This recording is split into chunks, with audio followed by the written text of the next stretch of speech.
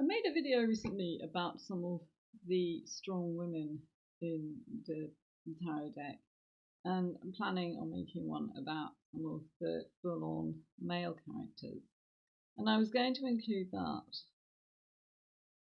the magician, because the magician is usually referred to as being he, and in some decks he's very definitely a male character.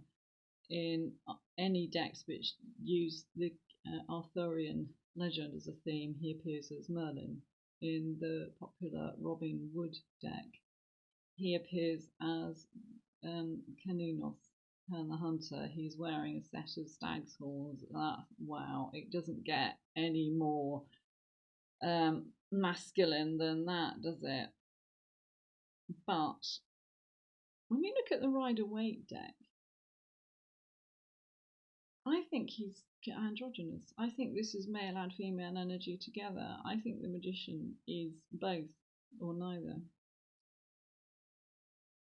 I think as we are here in the 2020s, I think that's probably more relevant now than it's ever been, because if you fill in surveys, the options are female, male, prefer to identify in another way.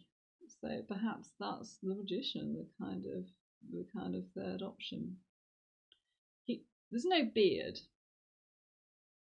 in the way that the emperor, very definitely male person, has a beard, and his hands are connecting Father Sky above with Mother Earth below. There's two lots of flowers here. The red flowers, Mars, god of war. The white flowers, the lilies, Mary's symbol, the peace symbol,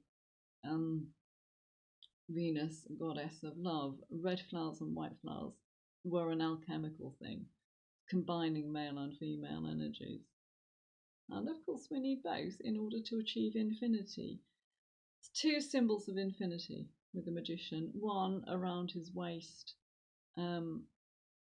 Ouroboros, the snake with the tail in the mouth, and above him, of course, the mathematical symbol for infinity. For energy to flow limitlessly, we need both male energy and female energy. And of course, what the magician has on the table in front of him is all four suits of the minor cards.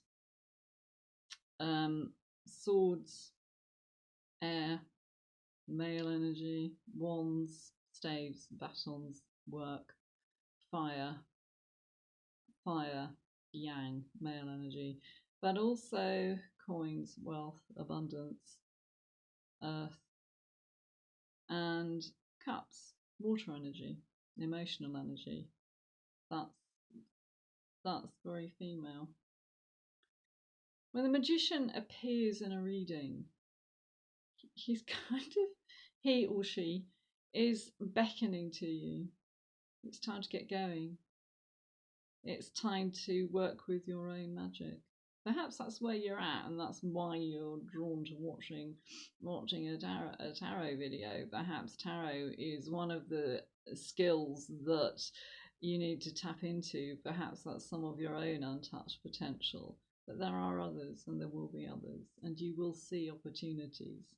It's your choice as to whether you choose to accept those opportunities and work with them or not. But the magician says, accept change, embrace change, work with change, accept your own balance, work within your own potential. Of course, we begin with the card of the Fool. This is usually referred to as a he. He sets off on a journey. In the storytelling tradition, the Fool is usually a male character like Dick Whittington. The Fool has choice. The hero has no choice. For the hero, there is a prophecy, and the prophecy will out. The Fool makes a decision. The Fool, yeah, I suppose like Bilbo. leaves his safe, lovely little hobbit hole and goes off on a journey.